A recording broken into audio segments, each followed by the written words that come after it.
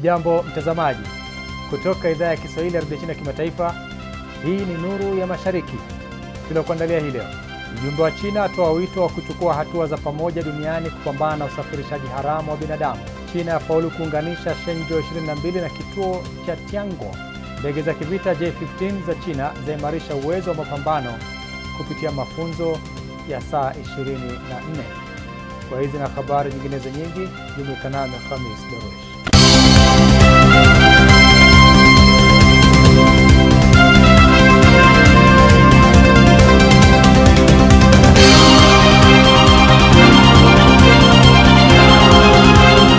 Mwakilishi wa kudumu wa China katika Umoja wa Mataifa Fu Zong amesisitiza umuhimu wa ushirikiano wa kimataifa katika kukabiliana na ongezeko la tatizo la usafirishaji haramu wa binadamu wakati wa mkutano wa Baraza Kuu la Umoja wa Mataifa uliofanyika mjini New York siku ya Jumanne. Hii hapa ripoti niliyoiandaa.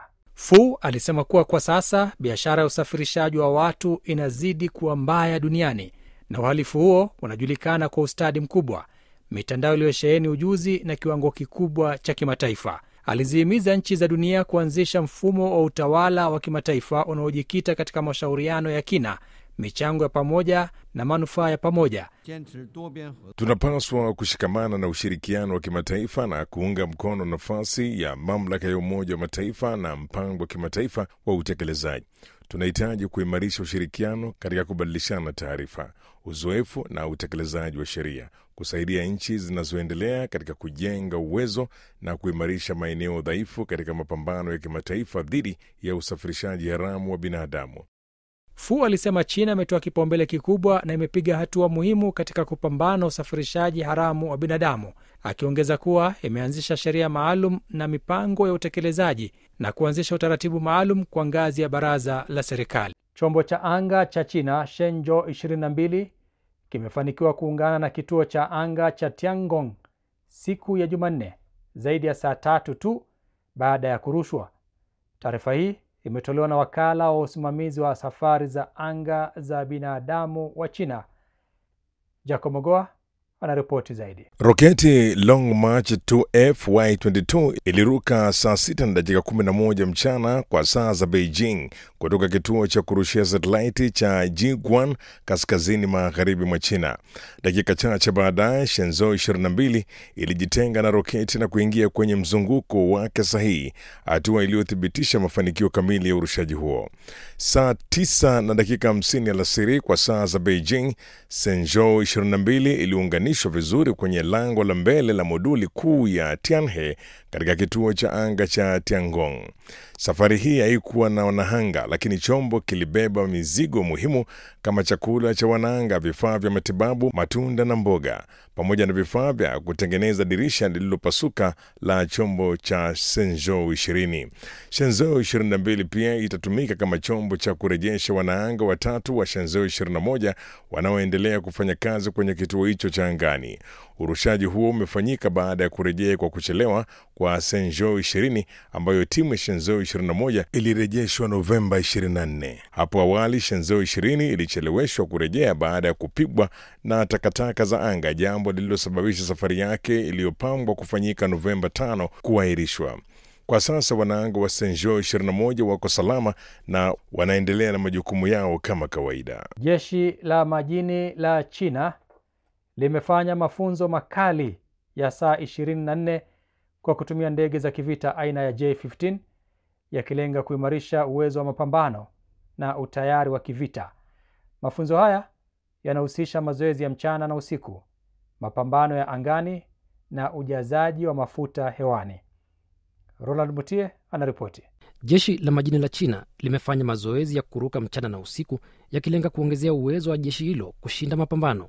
Wakati wa mapambano makali, marubani wa upande mwekundu waliwavuta wapinzani wao kwa mbinu za udanganyifu na upande wa bluu ulipokaribia haraka ulijikuta umetambuliwa na rada ya upande mwekundu. Mfumo wa onyo uliposikika, marubani wa upande wa bluu waliinua na kupindua ndege zao kwa haraka ili kukwepa. Pande zote zilikuwa zikibadilishana majukumu ya kushambulia mara kwa mara, zikitekeleza mashambulizi kadhaa. Baada ya kikao cha mapigano ya angani, ndege zote zilirejea kituoni kwa hatua za usahihi kwa kutumia mbinu za kutua ambazo zinafanana na zile za manuari chini ya uongozi wa maafisa wa mifumo ya taa za mwongozo. Maandalizi ya duru nyingine ya mazoezi ya usiku yalipoanza, wahudumu wa matengenezo walifanya ukaguzi na utunzaji maalum wa vifaa vya kielektroniki na mifumo ya anga, wakizingatia hali ya hewa ya baridi. Dakika chache baadaye, ndege za J-15 zilikuwa angani tena, safari hii kwa mazoezi ya kujaza mafuta hewani. Kwa udhibiti makini wa marubani, ndege ya Tanga ilidumisha kasi ya urefu thabiti ikitoa bomba la mafuta, huku marubani waliopokea mafuta wakipanua mirija yao hadi muunganisho ulipofanikiwa. Flying at night presents obvious difficulties, limited visibility, and higher risks of disorientation. Pilots must rely heavily on airborne data link and navigation systems to determine their flight status and position. It's a test of both skill and mental composure. Kufikia saa 6 usiku, ndege ya mwisho ilipokamilisha kutua, mafunzo ya mchana na usiku yalihitimishwa kwa mafanikio. Marubani walielekea moja kwa moja kwenye chumba cha tathmini, wakipitia data na video za safari za ndege ili kubaini maeneo ya kuboresha. Kwa mujibu wa afisa Wang Kunian kutoka chuo cha anga cha jeshi la majini, mafunzo haya ya kiwango cha juu yalilenga kufanana kwa karibu na mazingira halisi ya mapambano. We focus on enabling carrier-based pilots not only to fly and land on the carrier, but also to transition toward combat readiness and joint operations. By integrating key skill sets, including land-based simulated landings, air combat maneuvers, aerial refueling, and ground attack drills into high-intensity continuous day-night cycles, we aim to enhance operational capabilities and ensure what we practice here aligns with what we'll face in real warfare. Wageni wa kimataifa wanaohudhuria maonyesho ya 23 ya kimataifa ya magari ya Guangzhou wameonyesha msisimko kutokana na kasi ya ukuaji wa soko la magari nchini China, wakisifu ubunifu wa kiteknolojia, ubora unaoongezeka na bei shindani ya magari ya Kichina. Tom Wanjala na maelezo zaidi. Onyesho hilo limevutia wageni kutoka maeneo mbalimbali duniani, huku tofauti na ubora wa magari ya China ukiwavutia hata wale wanaotoka nchi zilizo na historia ndefu katika utengenezaji wa magari. I'm from Germany, so I want to see what's going on in the Chinese market. I'm quite often in China and it's so rapidly evolving, so it's super exciting to see all the new car brands coming up and the new technologies. So actually to get a feeling of the market.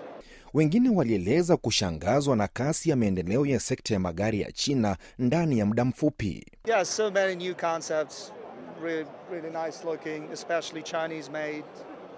So the Chinese car industry has tremendous progress in recent years. I've been out of China in COVID, and actually I left China in the beginning of 2020. When I returned after 4 years, I didn't recognize it. So all brand new cars, all new design, and it's really number one now in the world, I think. Baadhi ya watengenezaji wa magari ya China pia wameanza kujijengea jina kimataifa kama chapa zinazotoa thamani kubwa ukilinganisha na gharama. Mfano ni kampuni ya bidhaa za kielektroniki Xiaomi ambayo mwaka jana ilizindua gari lake la kwanza la umeme baada ya miaka 3 tu ya maendeleo. I'm looking forward to see like a Chinese brand, innovative brand like Xiaomi. I really love Xiaomi, like the line, because I think in China you have a lot of potential, a lot of new car. So yeah, I'm looking for Chinese brand mainly. Really good Chinese vehicles are being made. The quality is increasing. The price is great. So yeah, I think the Chinese vehicles are taking over. Sekta ya usafiri wa anga nchini China imeonyesha ukuaji mkubwa ndani ya mwezi Oktoba. Hatua hii ikiwa imechochewa na ongezeko la safari za kimataifa za abiria pamoja na mahitaji makubwa ya mizigo. Simiu Wanjala anaarifu zaidi. Jumla ya usafirishaji wa anga ilifikia bilioni 14 za tani kilomita mnamo mwezi Oktoba, huku idadi ya abiria na mizigo ya kimataifa ikiongezeka kwa zaidi ya 20% ikilinganishwa na mwaka uliopita. Ndege za ndani zimesafirisha zaidi ya milioni 60 za abiria mwezi Oktoba, ongezeko la 4.4%, wakati njia za kimataifa zikihudumia milioni 6.99, likiwa ni ongezeko la 20.4%. Usafirishaji wa mizigo na barua ulifikia rekodi ya mwezi wa zaidi ya tani 1900, ikiwa ni pamoja na tani 1518 kwenye safari za ndani, ongezeko la 8.1%, na tani 1399 kwenye huduma za kimataifa, kuongezeka kwa 21%. Kutoka Januari hadi Oktoba, sekta ya usafiri wa anga ya China ilisafirisha jumla ya bilioni za tani kilomita 136, ongezeko la 10.3% ikilinganishwa na mwaka uliopita. Idadi ya abiria iliongezeka kwa 5%, ikichochewa na ongezeko la 23% la safari za kimataifa za abiria. Kwa kipindi cha miezi 10, mizigo na barua iliongezeka kwa 13% ikilinganishwa na kipindi kama hicho mwaka jana. Ushoroba mpya wa kiikolojia uliojengwa kando ya mto Lhasa mkoani Xizang, kusini magharibi mwa China, unabadilisha mandhari ya mji wa kale wa Lhasa kwa kuunganisha uendelevu wa kisasa na mvuto wa asili katika eneo lenye historia ya zaidi ya miaka 1300. Zakia Pong anatueleza mengi zaidi kwenye sehemu yetu ya Ifahamu China.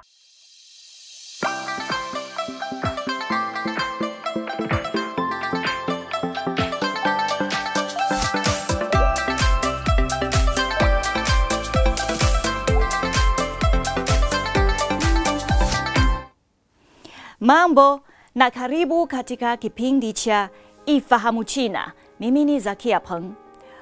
Ushoroba mpya wa kiikolojia uliojengwa katika kando ya mto Lhasa mkoani Xizang, kusini magharibi mwa China, unabadilisha mandhari ya Lhasa, mji wa kale wenye historia ya zaidi ya miaka 1300, ukiunganisha uendelevu wa kisasa na mvuto wa asili. Mradi wa ushoroba wa kiikolojia kama sehemu ya awamu ya pili ya mradi wa mfumo wa urejeshaji wa ikolojia ya maji mjini kimsingi umekamilika mpaka sasa. Ukiwa na urefu wa kilomita 4.1, unaunganisha kisiwa cha Shenzhou na kisiwa cha Sun vya mijini Lhasa na sehemu ya katikati ya mji huo. Mradi huo unahusisha uimarishaji wa mlango mlinzamu, ujenzi wa daraja, uboreshaji wa ikolojia ya maji na kuweka mifumo ya uendeshaji wa kidijitali. Mto Lhasa, tawi kuu la mto Yaluzangpu, unapita katikati ya mji wa Lhasa, zamani ukiwa ni chanzo kikubwa cha kimbunga cha mchanga kutokana na kingo zake kuwa jangwa. Mto huo ulikuwa ukiathiri moja kwa moja maendeleo ya ubora wa juu ya mji huo. Kwa kutumia mradi huo, mto huo umepitia urejeshaji wa kimfumo, huku jitihada zikifanyika kubadili milango yake kuwa milizamu ya kiikolojia na kurejesha ukanda wa mpito wa kilomita 4 kati ya mazingira ya maji na nchi kavu ili kuboresha maisha ya samaki na ndege, huku ukipunguza hatari za mafuriko mjini. Wakati mradi huo ukiendelea, maongezo mapya kama njia za kutembea kwa miguu na mapango ya kupumzika yanabadilisha maeneo ya kando yao ambayo awali yalikuwa jangwa kuwa mandhari nzuri ya kuvutia na kuleta uhai kwa Lhasa. Kivutio kikubwa cha mradi huo ni skrini ya maji iliyoko kando yao, ikiunganisha picha, chemchem na udhibiti wa kipekee ili kuboresha utalii wa usiku. Mandhari ya kando ya mto pia inachochea biashara za huko. Wakati uhai mpya ukiingizwa katika njia za majini za mto Lhasa, mji huo unaweka uwiano wa unyumbufu wa kiikolojia na uhai wa utamaduni ukikumbatia hatma ya kijani. Haya, kwa leo kipindi hiki kinaishia hapa. Katika kipindi kijacho nitaendelea kukuletea mambo mengine yanayovutia kuhusu utamaduni na jamii ya China. Asante kwa kuwa nami. Mimi ni Zakia Peng. Kwa heri. Naam, mtazamaji, sasa ni wakati wa sehemu yetu ya Jifunze Kichina. Katika sehemu hii tunawaletea masomo ya lugha ya Kichina hatua kwa hatua kwa njia rahisi na ya kuvutia.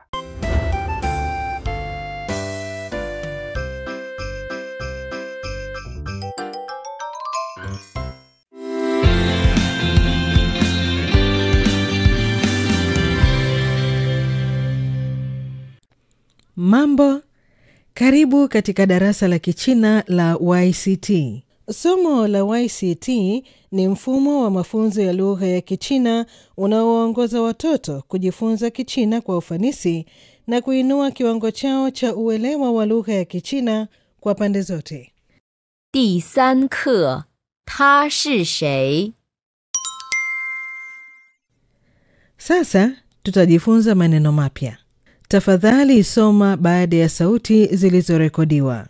他是谁哪国人中国人 Sasa tutaangalia matumizi ya maneno hayo. 他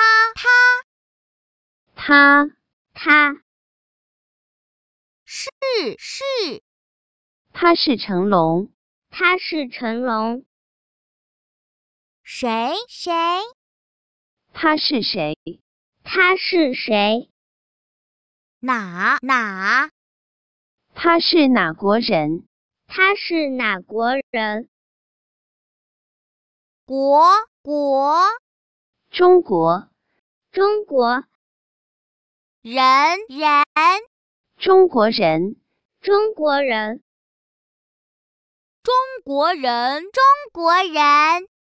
他是中国人Mtoto wa chura anamtafuta mama yake. Mtoto wa chura alitengana na mama yake. Tafadhali msaidie. Ni pale tu utakaposoma herufi za Kichina kwa usahihi, mtoto huyu wa chura ataweza kuruka kwenye jani la yungiyungi linalofuata na hatimaye kuungana na mama yake. Tafadhali soma. 他人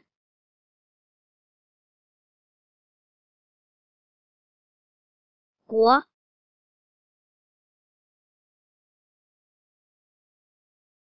是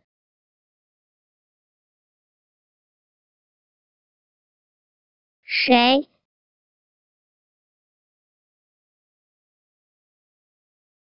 哪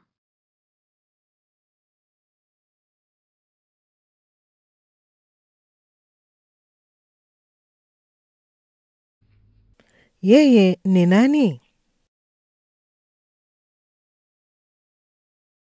Kuna picha nyingi za watu mashuhuri kwenye kitabu, lakini rafiki yako hajui ni nani aliyeko katika picha. Unaweza kumsaidia?